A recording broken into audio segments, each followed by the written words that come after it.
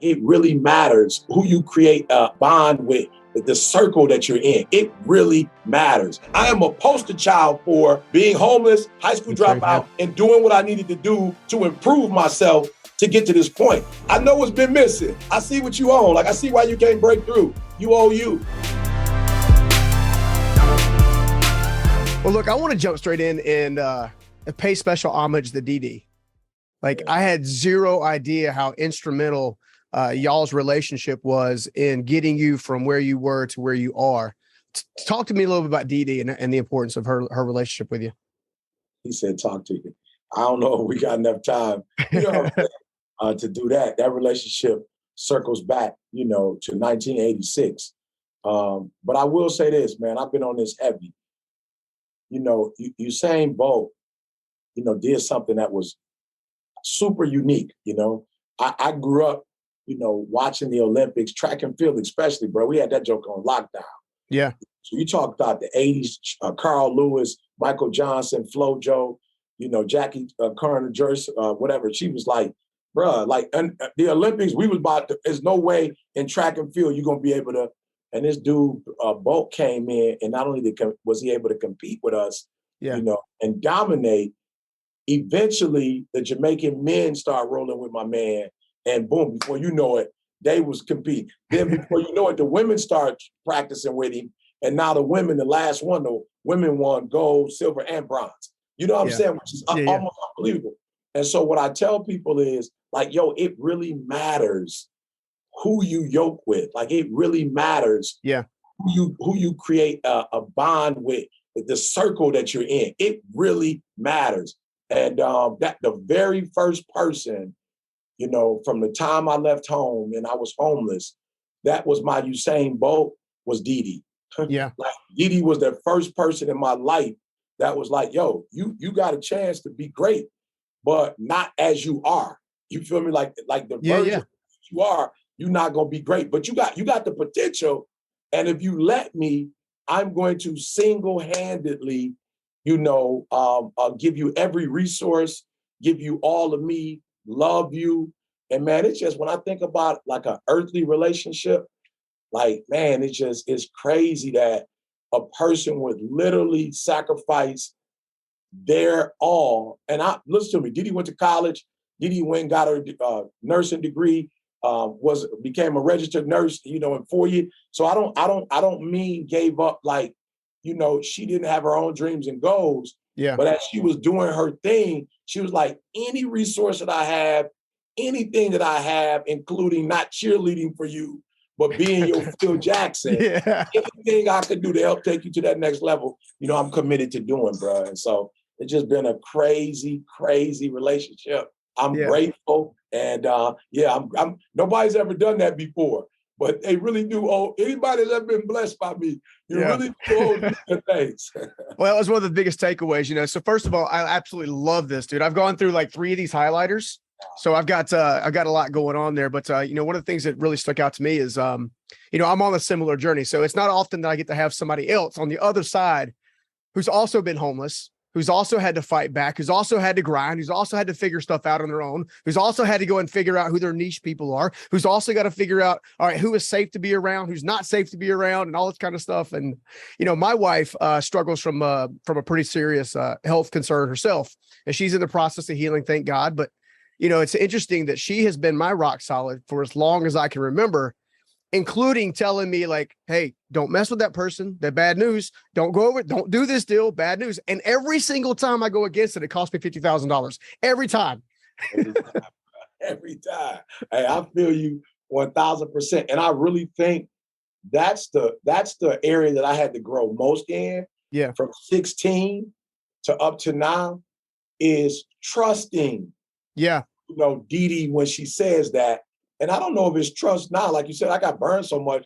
I'm just like, yo, just like, whatever you say, I'm doing it. Whatever you say, you're better at it than I am. But honestly, man, I woke up this morning, man, so discouraged, and not in a woe is me and woe is life, but I just have so many young people that I'm talking to, maybe middle-aged people, who think money is the key to everything. Yeah. And it's just like, bruh, if you could understand that there's a formula to success, and if you could stop trying to create your own, Yeah. feel me? Like, stop trying to create your own. Like, Yeah. God has blessed us. It's already here. The secret to success is already among us. And so, with Didi, that was one of the things that I could have been successful faster, but it was always fighting her and fighting truth and fighting what's right, because I had my own plans and my own way of wanting to do stuff. And I'm just to be real, bro, it wasn't even working. Like my way, you can read the book. Like, it wasn't working, bro. But for some reason, I was married to my way, and married to this how I do stuff. And even though I was losing, I still felt like, well, it's all right because it's me. And I remember getting to a point of surrender. And every successful person gets to a point of surrender. Michael Jordan. I mean, Mike didn't want to lift weights. Phil Jackson was like, bro, I'm going to be real with you. The Pistons is killing it. You know what I'm saying? Like, and your frame is not going to take you to an NBA final. Like, you're scoring 60-some points. Like, you're not about to win no finals doing that. And so even Michael Jordan had to submit and surrender. As I watched The Last Dance, a part of success is surrender. Kobe was like, get Phil Jackson out of here. I can do this by myself. And he never won a championship without Phil Jackson. He begged for him to come back, and he won 2. Like, how many could he have won if Phil would have stayed there? And so I need people to hear what I'm saying. A major part of you being successful is not just chasing money. It is surrendering to what's right or what's better, even though you didn't come up with it, even though you didn't think about it, even though it may not make sense to you. Man, the truth is the truth. A formula is please excuse my dear Aunt Sally. I promise you, it still works. Parentheses. You know what I'm saying? Exponent. You know what I'm saying? Like, it's still multiplication, division. Like, it still works to this day. And that was one of the things when I think about Didi, as you talk about your wife, I had to get to a point where it's like, yo, E.T., right is right. Surrender, relinquish your power, relinquish your control to the formula, and stop fighting the formula. And the formula will, you put the right stuff in, you're going to get the formula's going to get you success, bro. Well, the crazy part, I think so many of us, and I was in this camp for a long time, is like chasing success itself ended up leading me empty. However, when I started putting excellence behind the service of others, all of a sudden success started chasing me. How did that shape up in your life? Steve, it's the same thing you said, man. I got to a point where, and I was fortunate, because I went to a university, Oakwood College at that time. It's a university now. And I went, the environment itself, it was what you would call like a Christian school, if you will. And again, formula, what they taught us was become, do, and have. Right. So I was in a culture that didn't promote getting first and having. So, still I got to grow up, because the way I grew up before I got in that culture was, everybody on the block with money must be, it was just the lifestyles of the rich and famous. You know what I'm saying? Like, we didn't have internet, social media. We didn't have that. So Robert Leach was the only time you could see the rich and famous. But it was like the lifestyles of the rich and famous. You're like, yo, it seemed like everybody with money must be. And so there's a part of you that believes that lie. And so there's a part of you that believes that lie. And because you believe that lie, you are actually trying to do the thing that you believe. But then the university was like, yo, bro, that's not how it works. Like, the people who have, honestly, and have it the right way are the people who become. And then based on their values, they do certain things. And then based on that, like you said, they're not chasing anything. Everything begins to chase them. Why? Bro, I tell people I never got no money problems. Why? I am who I have created who I am. So whatever people think about me, there is a brand of me that is a giver. I have a experience. I have knowledge. I have wisdom. I am professional development. Like, I don't do professional development. I am a poster child for being homeless, high school dropout, and doing what I needed to do to improve myself to get to this point. So I don't need to practice. I don't need to read something. I am now walking, breathing, living professional development. So of course I would get opportunities to come and develop people. And of course I would pay a lot of money So I do see a lot of people that are like, I'm gonna wear a hat like E. I'm gonna wear a t-shirt like E. I'm gonna scream in the camera like E. And I'm gonna be ET. And I'm like, bro, about that. I became this organically. Yeah. I didn't chase this.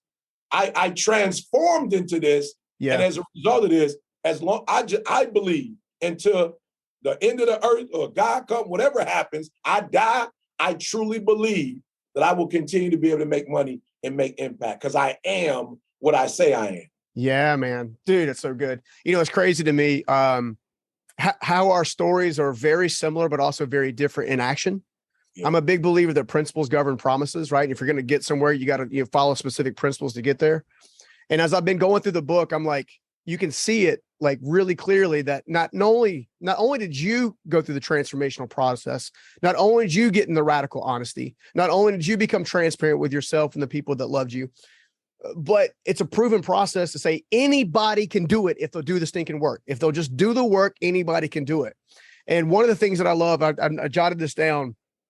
You are the only person who determines your value in a world that everybody else is chasing value from 10 different other ways. Talk to me, bro. Yeah. Man, I can't say no names, but I'll just say somebody that I love truly. I told him the other day, I was like, yo, I quit. I've done everything I could possibly do for you, and it's not working. And I'm not upset. I'm not mad. I've just done everything I know. We've tried everything we could possibly do. We've done it. And it seems like it's hurting you more than it's helping you. And I said, this is why. Because you don't know your value. You don't know your worth. And so what you're actually doing, as powerful as you are, you're actually going to other humans for your self-worth when your self-worth is already inside. So you can't find it because you're looking in the wrong places. Yeah. Like you can't find your value because you outside looking for your value. I don't know if you heard this story. I'm sure you heard this story. It must have been Napoleon Hill that told it or somebody. Maybe it was Think and Grow Rich. I read Dennis Kimbro's version, Think and Grow Rich, a Black choice, but he mirrored it after Napoleon Hill. So I'm sure it came from there. And it was a story of the dude who was just super frustrated, wanted to be rich and, wanted to have the world. So he left his crib and searched for it, couldn't find it, sold his house for pennies. A dude moved into his house, went to the backyard, started digging up for some reason and found gold. You know what I'm saying? And the dude was like, hey, bro, thank you for selling me the crib, bro. I'm filthy rich. Like, what you mean you filthy rich? Like, yo, bro, all them diamonds you left me in the backyard, bro. Muchos gracias, bro. I appreciate you, man. Yeah. My man was sick. He was sick to death. Like, yo, I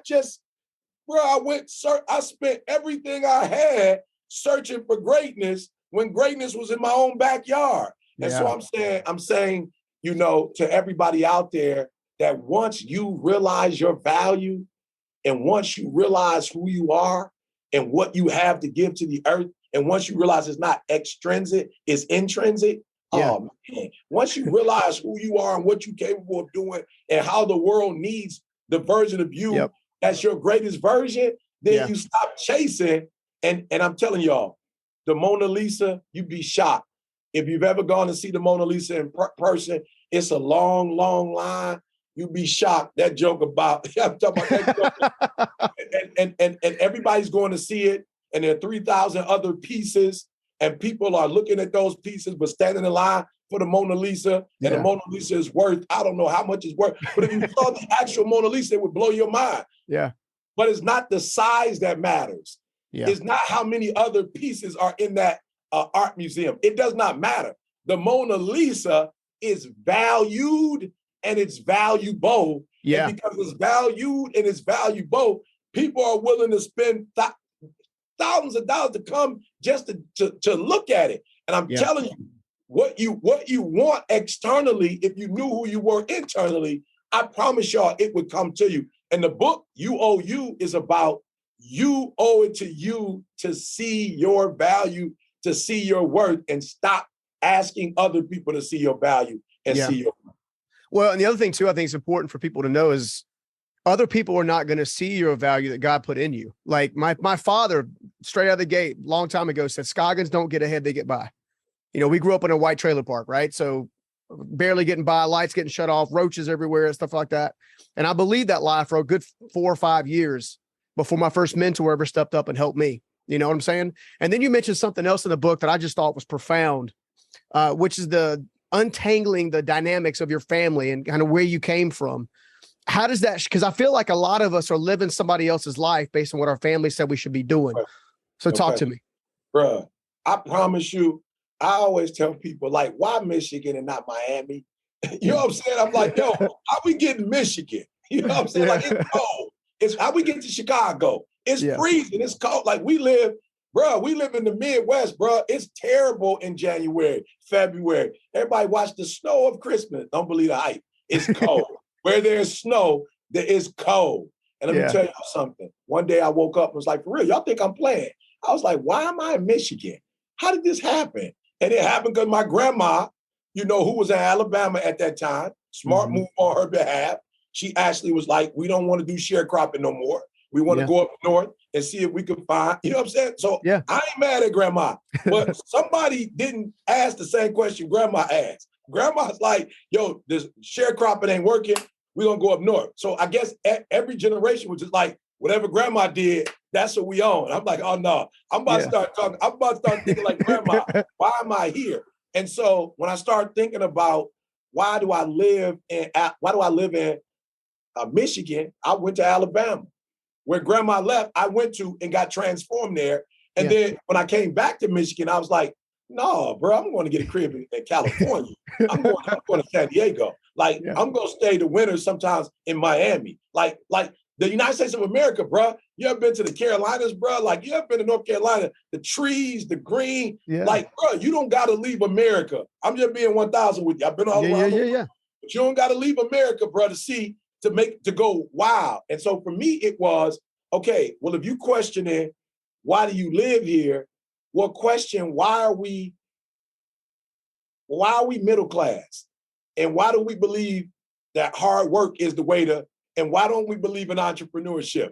And why don't, you know what I'm saying? I just started asking a bunch of questions. It's like, okay, I see why grandma did that. Okay, but why did my aunts and uncles, okay, why didn't we go to school? Okay, why didn't we go get degrees? Okay, why didn't we go get certificates? Okay, why didn't we go to conferences? Okay, why wasn't we heard nothing about audiobooks?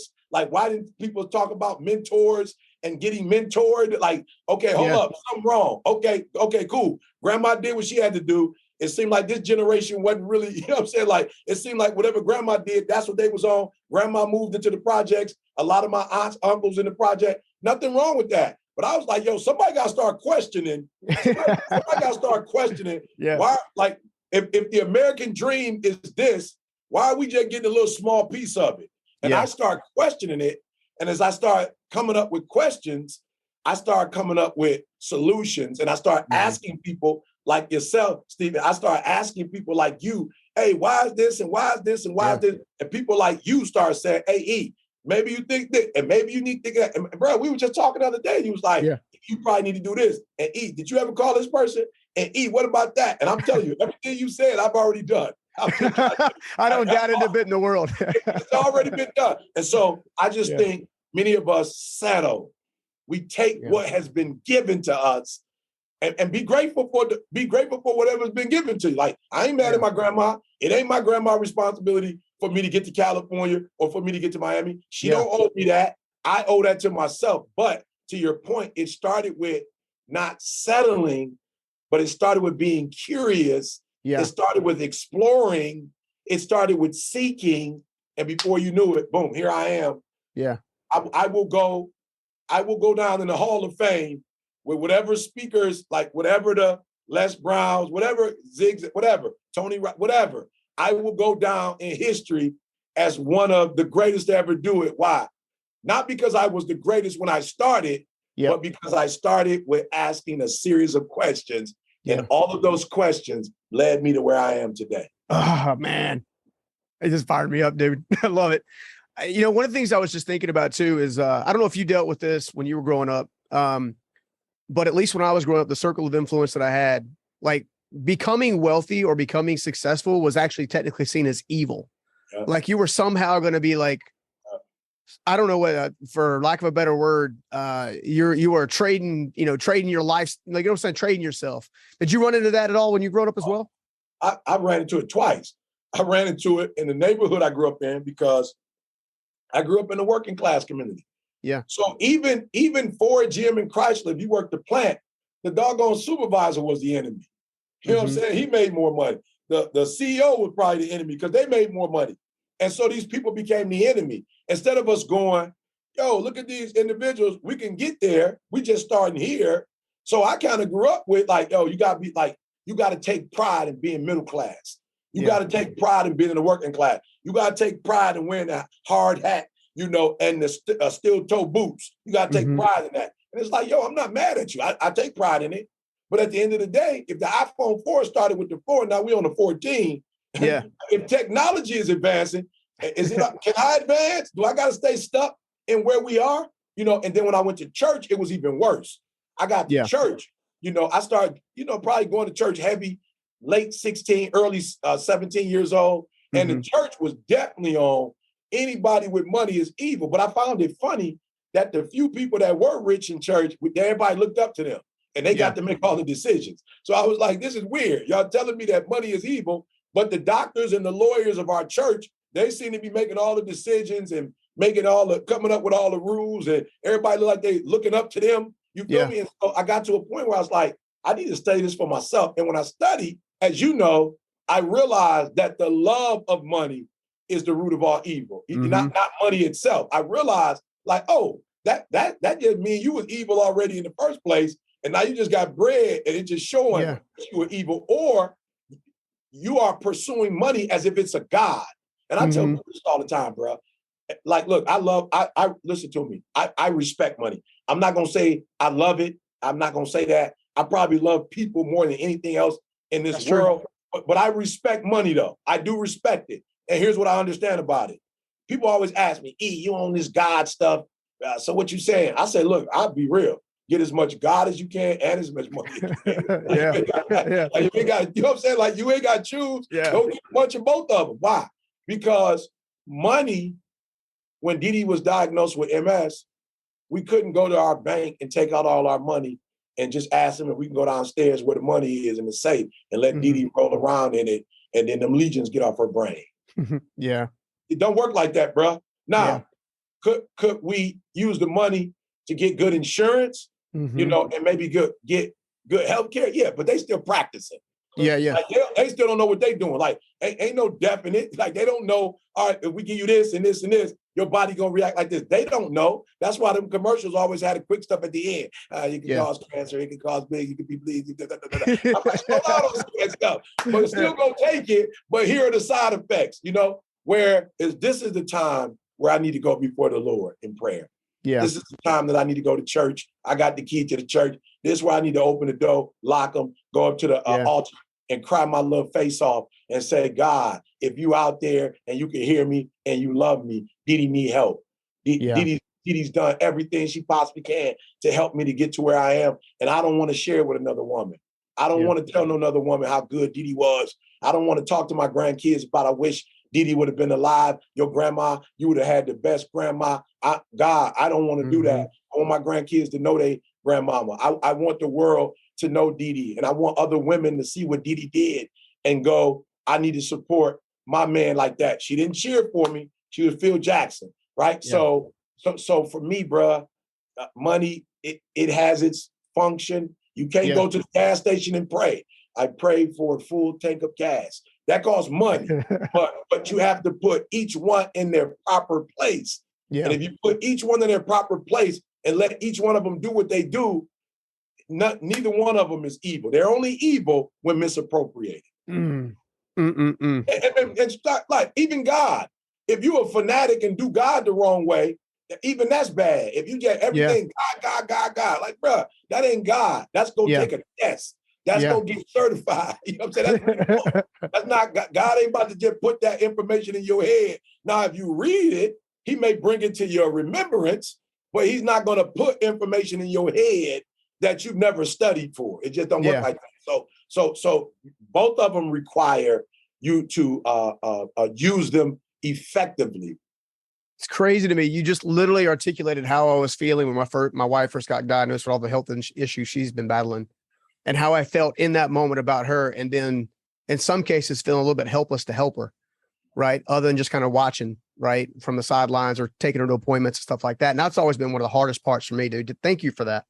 Like all of that. Thank you. Seriously. I want to pivot for just a second. One of the things you say in here, let me see here. Excuses are the roadblocks to your aspirations. Excuses are the roadblocks to your aspirations. Like, let's walk through that. Cause you also made this other comment. You said nothing would work because you didn't want it to work. And I feel like a lot of people are stuck there. You know, excuses are real.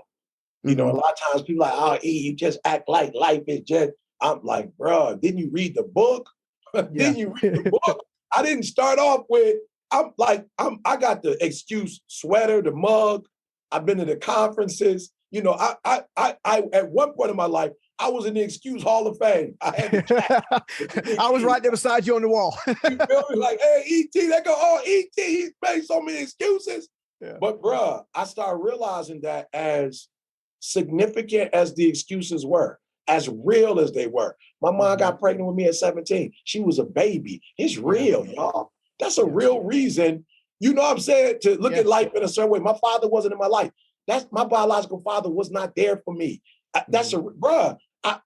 Somebody asked me when I was dealing with the publisher, they was like, you know, we got to edit. What's your father's, you know, what was your last name when you were, I was like, I don't have the slightest idea. I don't know what my name was. You got to ask my mama. I don't know before, you know what I'm saying? Like, I don't know. That's a real reason not to be successful, that you got a point in your life where you don't even know what your last name is. That's real, y'all. But listen to me.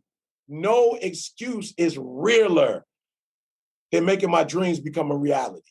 There is no excuse worth me not being able to get on a private jet if I want to. There's no excuse that's great enough for me not to fly first class. Bro, somebody was like, why you fly first class? Why you want to fly private?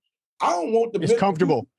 And I don't want the dude in the middle of the hookup between me and Didi, or I don't want, you know what I'm saying? Like, I know you've been on the plane before, and before I was flying first class, and me and Didi was having a bomb conversation. And I was like, yeah, D, we're going to move to San Diego. My man like, what part of San Diego? I'm like, what? I wasn't even talking to you. How you get it? So for me, I just want to be alone with Didi. I want to sit with Didi. I don't know how many years we got left. You feel me? And so no excuse is worth Jalen not being able to go to college, Jada not being able to go to college, and me not having to worry about another man or institution deciding if my kid— I ain't tripping on the blessings of the government, but I don't want somebody reading a piece of paper go, oh no, we're not giving Jalen no money to go to college. Nope, Jada don't deserve to go to college. Nope, I owe it to myself, my wife, my children, the people that I touch and influence. I owe it to them to be in control. So for me, excuses make you lose control. That's what they do. Excuses make you lose control. They make you lose control. Taking ownership and responsibility gives you control. And at the end of the day, bro, I just want to be in control. So for those of you who want to talk about your excuses and all of the roadblocks, you have the right to. They are real. And if you want them to dominate your life and control your life, you have the power. God has given us the power of choice. I'm just telling you, as a recovering excuse giver, my name is Eric Thomas, and I'm just trying to tell you that if I were you, I would get on the other side of excuses, because every dream and goal you have, stuff you couldn't dream of. I never dreamed of being able to chase the New York Times bestseller list. I was trying to get a GED. Beyond all of your excuses and reasons, and you know what I'm talking about, beyond all of them is the life you want to live. Oh man, that's so good. No, I get so frustrated when people they're stuck in their own way. They're stuck in their own head, knowing that I used to be there with them. I'm like, no, do this, pivot here, try this. Don't give up, like all this kind of stuff. And I tell you, one of the things that came up was this accountability, responsibility thing you kind of just bled into, right? When that whole thing began to really take shape, I began to understand that I could reframe an excuse to become a marker of excellence. Like when you did talk with your dad, like we ironically both became homeless because of arrogance, anger, and pride, right? And when I dug into that, and you were like, you were going into the book, you're talking about you're not knowing your biological dad. And then later on, you're like, hey, but I had a man step up. He gave me his last name. He did this, he did that. And so many times we don't reframe in order to get the very thing that we're actually aiming for. Yeah, bro. And let me just tell you, here's what's so spooky.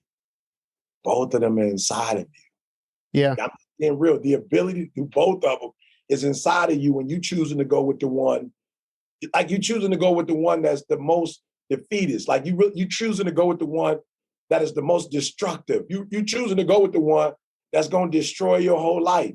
Yeah. And one day I woke up and was like, E, you losing with this way. It's just not working, E. And I woke up and was like, yo, you can look at the same situation in a positive way and you could get different results.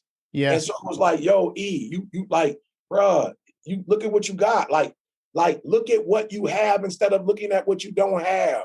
Yeah. Look at the blessing. And I, man, I just want to say this to those of you who are listening, do it quick because I made some changes, but I made them.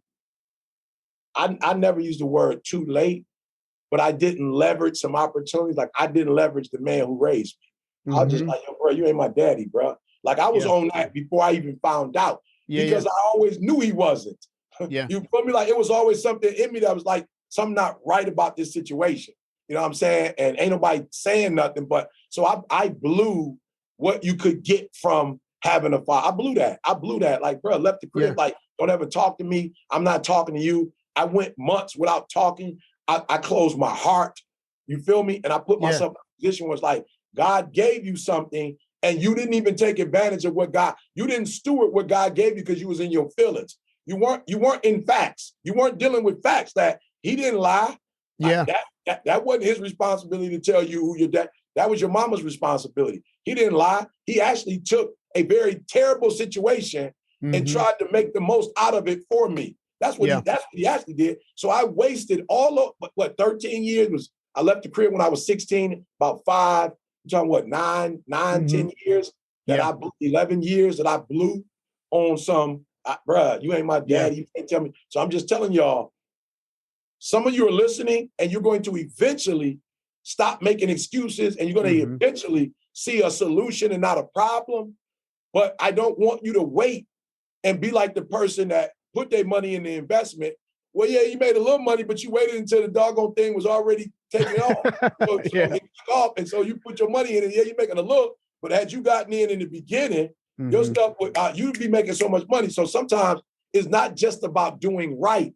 It's about doing it in enough time where you can get the benefits from it. Some people in their deathbed, oh, baby, I'm sorry, I did you wrong. Bruh, like, thank you for the transformation, but now you about to die. There's no benefit or reward we can get from this. So for those of you listening, do it quick, do it now, make the adjustments so you can make the rest of your life the best of your life. Amen. Amen to that all day long. Yeah. Do you think, I mean, it's easy. I can answer the question from my personal experience, but do you think that we stay in victimhood because there is a gravitational pull moving to victory? Like there's things you have to bust through and levels you have to bust through. Is that what prevents us from moving on? And I'd say yes, but I'd say deeper. Yes, because of the culture. I read something that said, like literally, bro, almost 80% of our thoughts are negative. Yeah. Like 80% of our thoughts are naturally negative. Yeah. So if you're going to be positive, like if you're going to be a victor, you're going to have to do some real work because the way the world is designed, the stuff on TV, negative. Like most of it is negative. The news, negative, bro. I'd be trying to watch the news and figure out, I'm like, yo, this ain't even news no more. This is like a soap opera. This is like a... It's exactly what it's stuff is. This is soap opera, bro. Like, this ain't even news. Like, this is somebody's interest, and now I'm spending 30, 40 minutes on your interest. We're not even talking about what's really going on. Like, can I at least get the weather up in the show? Like, everybody understand what the weather is. Like, this is unbelievable. So you see a lot of negativity, in the script. Everything is negative. And like positive is in spurts. You feel me? And so, yes, culturally, it's a lot of negativity and it's easier to just jump in with all the negativity. But I owe it to myself not to allow the natural flow of life to rob me of the blessings that the creator has for me. So I gotta go against the tide. Now I'm gonna be honest with you. Initially, absolutely, and you know this. Initially, yes, because you're going upstream. Yeah. But when you start doing it and it becomes a habit, it's actually harder to be negative. Once you get into the flow, like me and you on this podcast, and I've not been invited to no podcast with no negative bumps. Like they just don't, our frequency, we're not even on the same street. they don't see me, I don't see them. We're not on the same street. So yes, there's a natural bend toward that evil, negative, victim, woe is me, only seeing what's negative. I told somebody I was counseling with yesterday, I said, you got it so bad that you can walk into this house and they got one small pea problem under a vase and there's no other pea nowhere else. You will come in this room and you are automatically find that one thing. Your body will take you to that vase and you pick that vase up and see problem. You just have a natural inclination for negativity. And so, but once you start practicing and you start getting around people who are victors, I don't know how it worked, but I'm like, look at Tom Brady, like, how did the ball bounce that way? How did the ball bounce that way?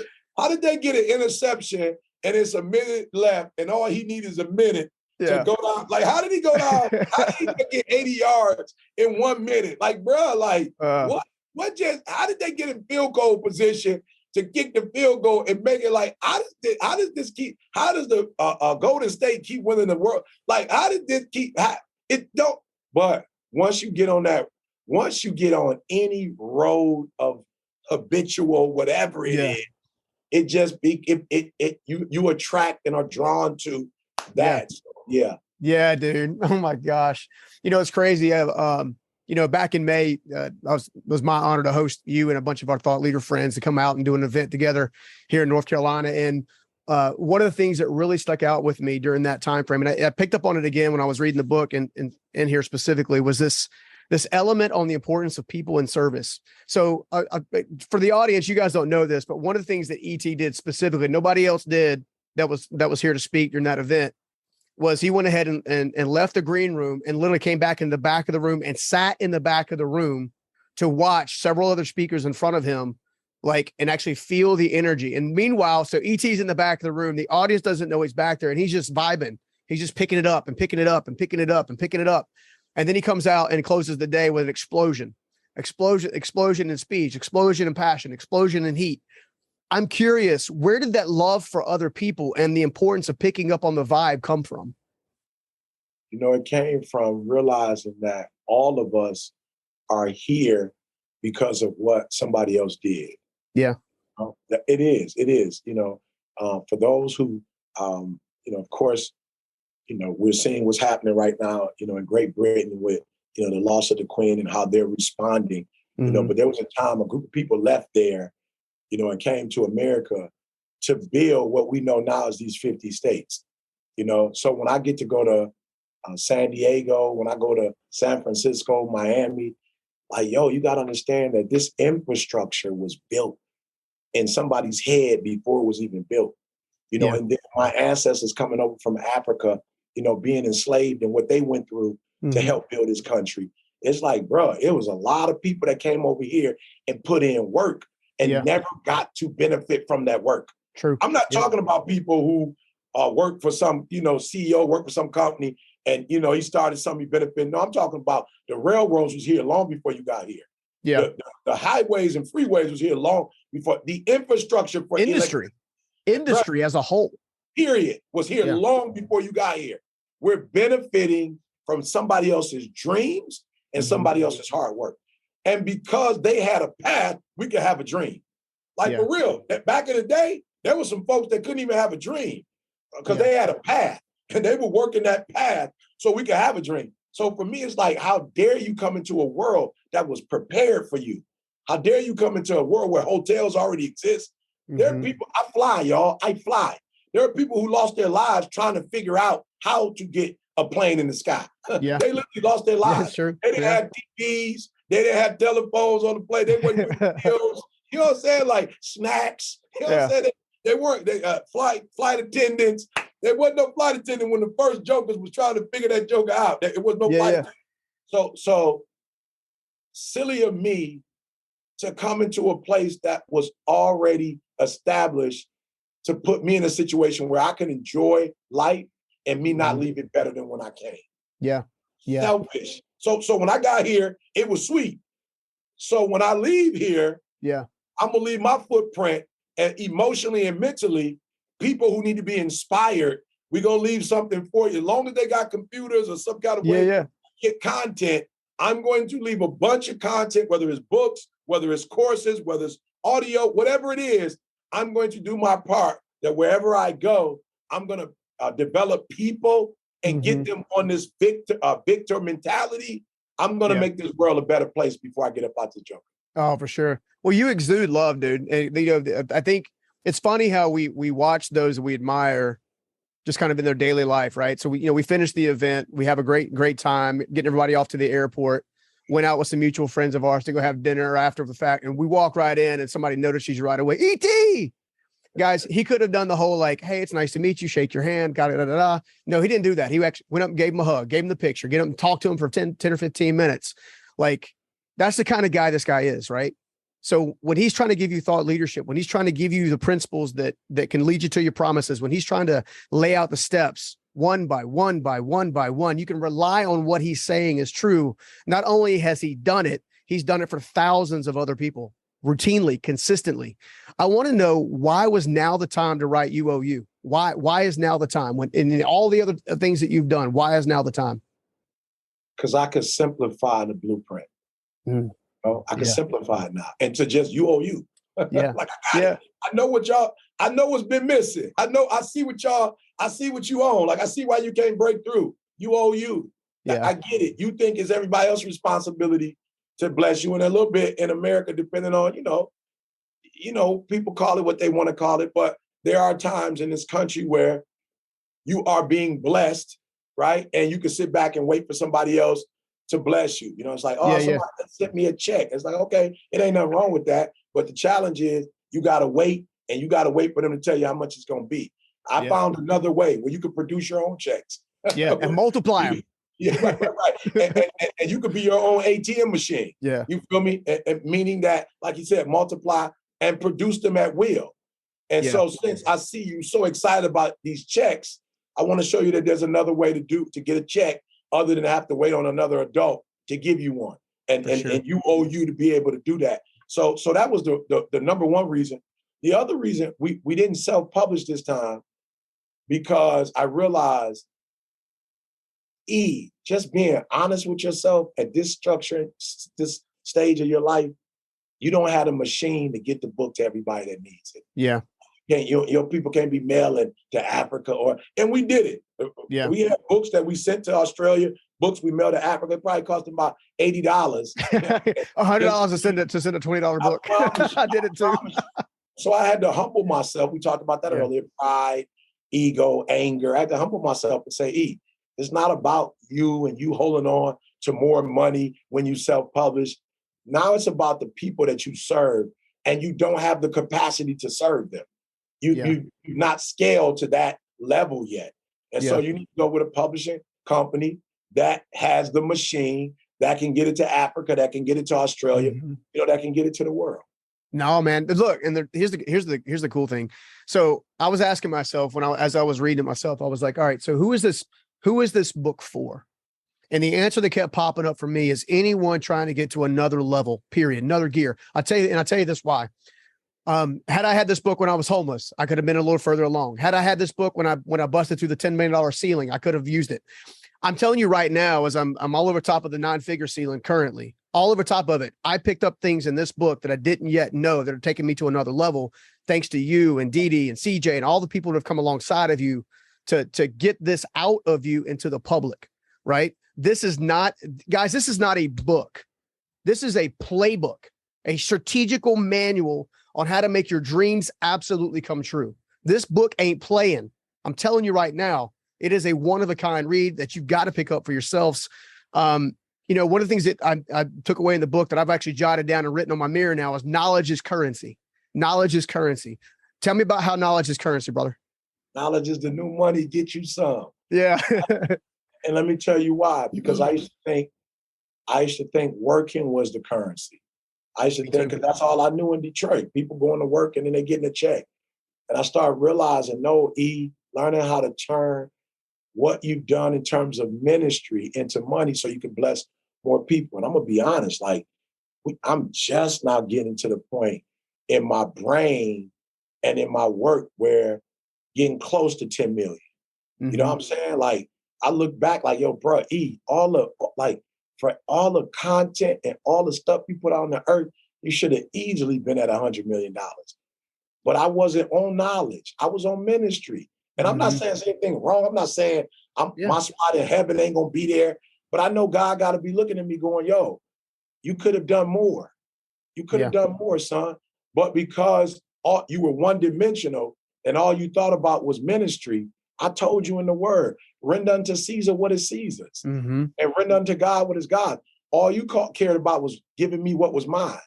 And if you're gonna do one or two, I'm sure God, like I'm grateful you erred on the side of me, but I didn't tell you to err on the side of me. I told you to render what is unto Caesar what is Caesar's. And you haven't given Caesar's his. And what is Caesar? Caesar is business opportunity. Yeah. So before, all I knew was ministry because I was raised by workers. And so workers never told me about opportunities to make millions. They were working. They never told me, just don't use your hand, use your mind. And so now, of course, it's like, oh, okay, I can help you and help myself at the same time with a book, with courses, right? With starting other businesses with the individuals that I work with taking a commission for the people that I help and blow up, for starting industries that are you already started them. You already building speakers. You need a speakers bureau. Like you're already building. You can make it. And so for me, knowledge is the new money is just saying that that you can use this and not just this. Yeah. Or you can use this in addition to this and this. And a lot of us got this and this, but we've never used this. And I'll be honest with you, you can actually do more in terms of impact and influence with this than you can with this. All day and so long. when I look at the people who are doing well financially, most of them are not doing this. Yeah. Most of them are doing this. And so that's what I mean when I say knowledge is the new money, and not just getting a degree. That's not what I mean. I went and got a degree because I realized I wasn't tapped into knowledge. And the university is one of the places that you can get tapped into quickly and start getting around speakers, professors, books, conferences. All that stuff happens on the campus of MSU. Michigan State was always doing that. So once I tapped into that knowledge, then I was able to tap into my individual knowledge. So that's why I said, not just money, making money from your hands or hustling, but there's a way to make money here. And I'll be honest with you, I like that one more because that one produces a freedom that this one doesn't produce. Yeah, I think it goes back to that the little boy in scripture giving Jesus a fish and two loaves, right? Or you know what I'm saying? That's how you multiply it. You turn over your hands to your heart, to your head, you give it to him, let him take it all and let him do his thing with it. You got time for one more question? Hey, the floor is yours. Well, look, one of the things that, I run across people all the time and especially when I was growing up, everybody's praying for a miracle, and their miracle is, I got a miracle to get my rent paid, miracle to get a better job, miracle to get out of this relationship or get into this relationship, miracle to like any number of different things. And one of the things that you put in there that really talked to my heart was miracles are the product of intent. Miracles are the product of intent. And at least for me, one of the things that I took from that is this element of my miracles are a product of me tapping into source. Like, talk to me a little bit about that, if you don't mind. And you could create miracles. You know what I'm saying? People sitting here waiting on them. It's like, that's not how it goes. Like, you can actually produce miracles. And how do you produce miracles? By, again, being proactive, being intentional, deliberate, by knowing what you want. You'd be shocked how clarity produces way more miracles than not knowing what you want to do. Like, how's somebody going to bless you when you don't even know what you want? Like, how am I supposed to bless you? How am I supposed to look out and look after you, right? So I'll never forget the first miracle. formula, not miracle, the first miracle formula. I was working at the Olive Garden, and it was good money for that time. It allowed me to be able to eat and take care of my family, and Dee Dee and I. And we were in college, or she was in college. I was at college, not in, you know me? And I was at the Olive Garden, and I loved to work. Like, I wasn't tripping. I was a host. I loved smiling and serving people. I wouldn't even know. I was a bus boy. I wasn't even and I was a host, bus boy host. I wasn't getting paid to host. I was getting paid to bus boy, but I host because I was good at it.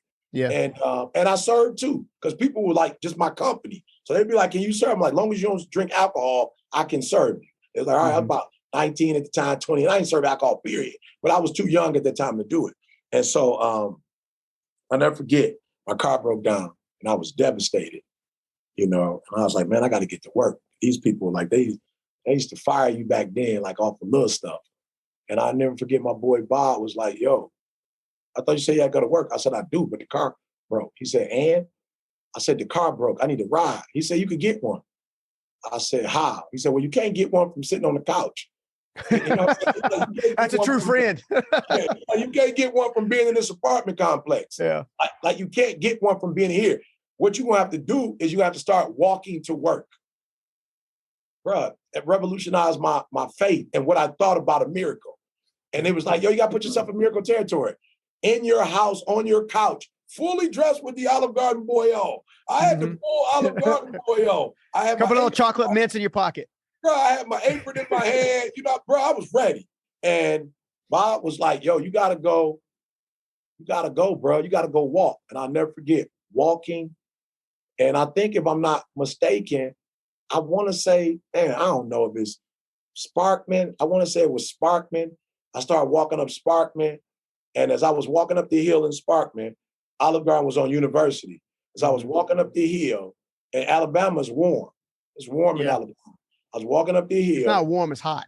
Yeah, it's hot, bro. Somebody saw me, and they picked me up and took me to the Olive Garden. And I knew from that day forward, it's going to take a miracle. But it's going to take a miracle. But in order for a miracle to happen, you got to be in miracle territory. And all that means is you are helping yourself by not just wishing and wanting, but you are taking action and making the moves that you can make. Yeah. Right? I believe this with all my heart. I believe this. I know y'all might be like, I don't know. I believe that there's some things that God can do, and I believe there's some things he wants us to do. Yeah. I don't believe he's not going to do it all. And the things that we can do, we got to get to doing those things. Those things are the things that I believe is an indicator to the creator, although he knows man's heart. Yeah. I just mean, like, he know you serious when you're willing to get up and you're willing to go walk. And now he's in a position to go, hey, my son is walking. Somebody go this way. And when you're going that way, look here. And when you look there, don't be scared of a little teenager who trying to get to work, put him in the whip. Because some people, bro, older people, like, they don't believe in picking people up off the street or whatever. But I also think miracle territory, I also think people kind of trusted that you just wouldn't put an Olive Garden outfit on. You know what I'm saying? That's good. Yeah, because they don't normally make that costume at the costume stores.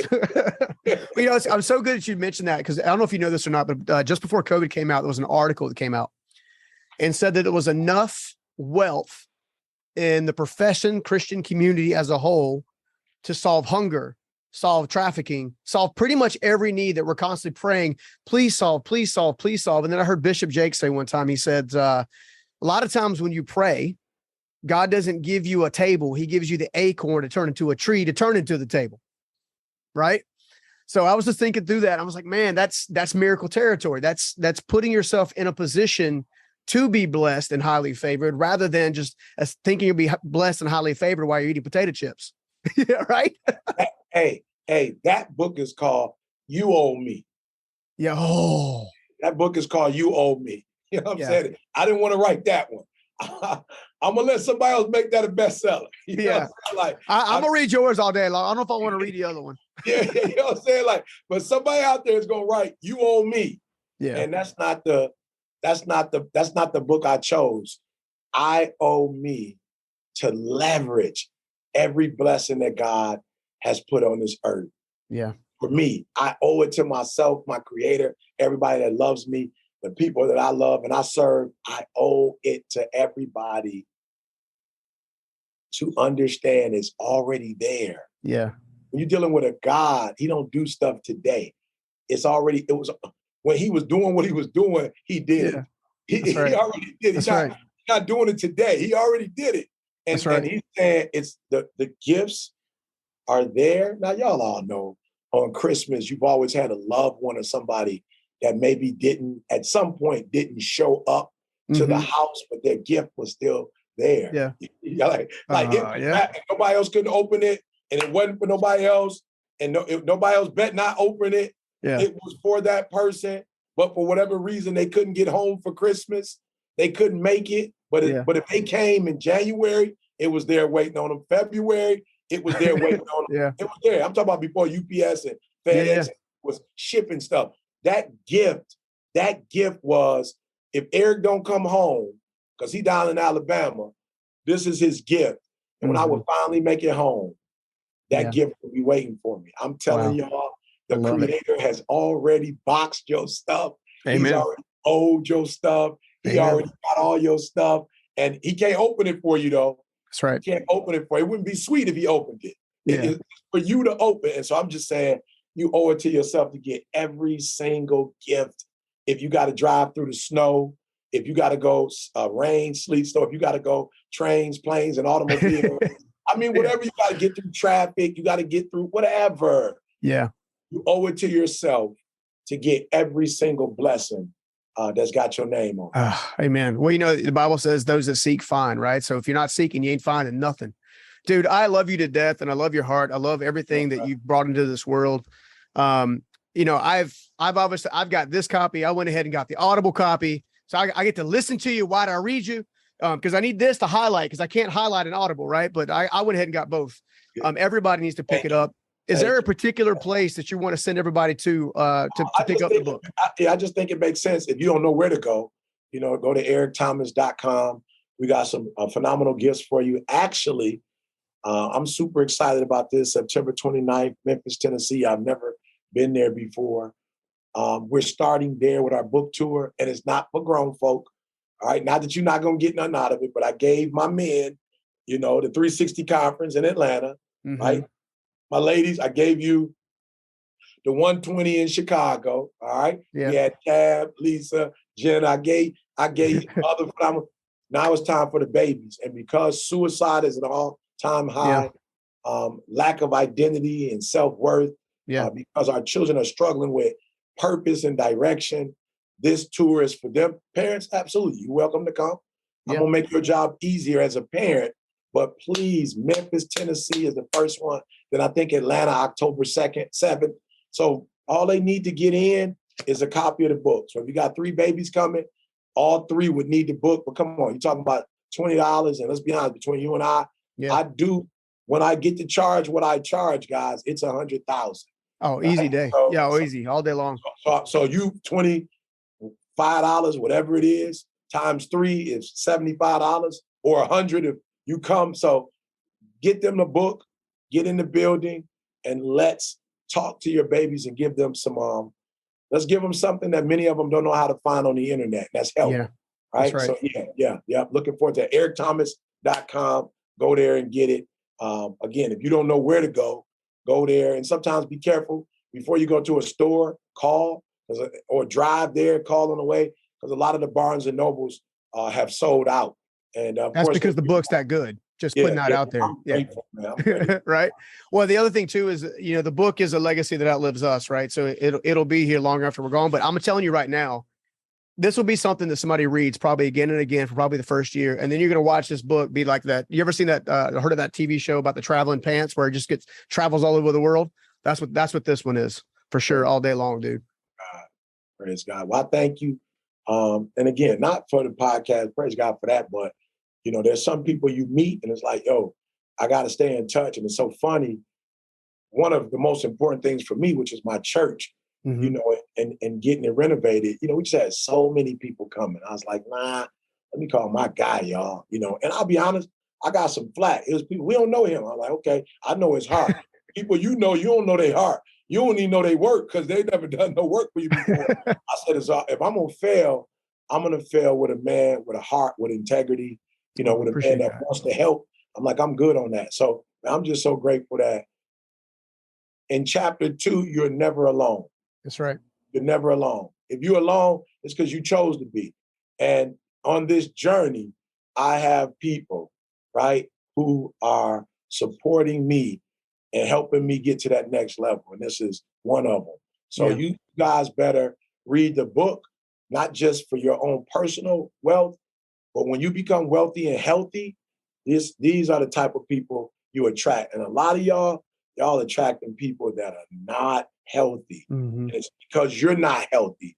And so I'm saying, get the book, get healthy, so you can get a community of healthy people. And don't you ever for 1 minute clunk people into all these people.